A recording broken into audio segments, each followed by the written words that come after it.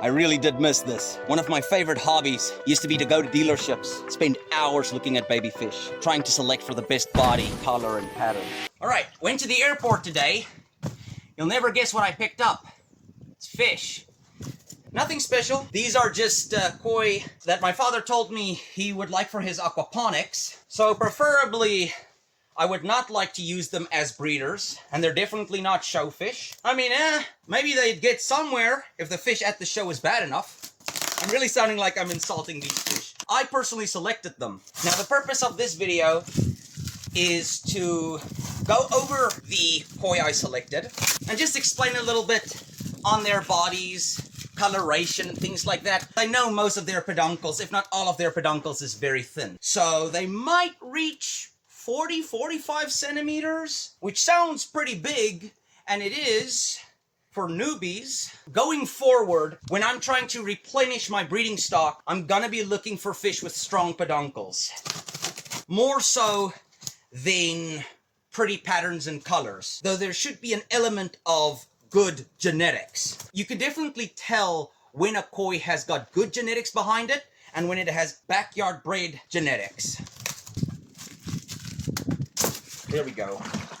The water in this bag is very cold, so I'm just gonna drift it a little bit so that the fish are more used to my temperatures. Very skinny peduncles. Look at how that little fish is tapering way too drastically to the side.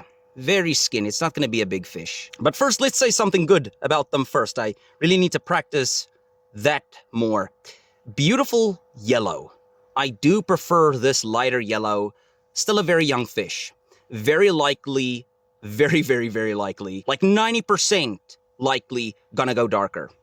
Much more of an orangey yellow. Now, the issue with this fish is you'll look on the head, there's breaks in the yellow. That is open areas in the metallic quality. You see how white that head is? At least part of it. Very likely gonna go gray. This is not a fish that's gonna retain his looks very long. Very nice metallic quality in the fins. Now, you might look at this fish and go, wow, he's got a pretty thick peduncle.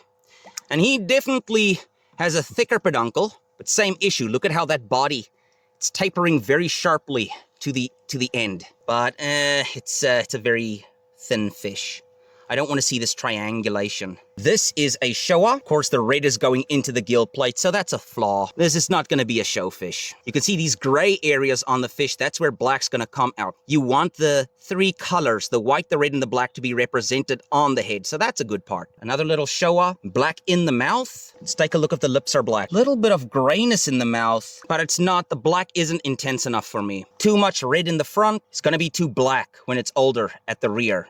Not a very balanced fish. This is very attractive, at least from a color perspective. This one actually has more black in the mouth, so that's a bit of a higher quality black. Candidate for one of the best patterns of the bunch. Red markings across the body of the fish, and it does look like the black wants to fill out the rest of those open areas. I assume it's gonna resemble a hi utsuri very closely. Now, some of these are fully scaled koi. That is what is known as wagoi. And then some of these guys, like this one over here, is a doitsu. And doitsu is basically any koi with a leather skin. However, doitsu by itself is not what this koi is. Looks a lot like a sanke. Now, you'll notice this little guy has a noticeable flaw. Shouldn't be any red in a pectoral fin, at least in this variety. Actually, something interesting. This one looks very similar to the kojaku, but this is actually a kin showa. So it is a metallic showa. Now, although this darkness on the head very much looks like a break in the metallic quality,